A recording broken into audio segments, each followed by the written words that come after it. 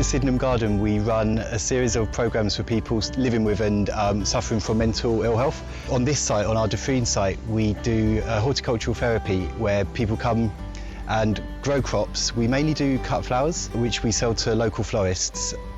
Tell me a typical day here. So a typical day here, we're lucky enough to have a fantastic team of volunteers. So we'll have a session leader and then we'll have a couple of volunteers to help with our co-workers, just make sure that they're all engaged and that they know what they're doing and that they're doing it safely. We're quite pleased with this polytunnel. We've made it as accessible to as many different people as possible. So we've done different height beds, which means that if people have mobility issues so they can't bend that far, then you've got the slightly higher beds, and then we've got the very low beds, which are good for the children. So in this polytunnel, we're growing heritage variety tomatoes, as well as really interesting types of chilies. And they've all done really, really well this year because of all the sun.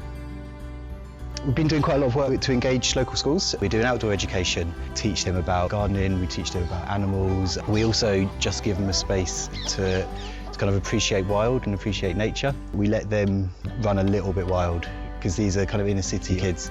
They don't get as much exposure to the countryside. The social enterprise element of this site is producing something to sell, doing it locally, doing it ethically and sustainably and kind of kindly. We've always had a social enterprise remit, but I think we're really pushing forward with it now. So we've got the cut flower business.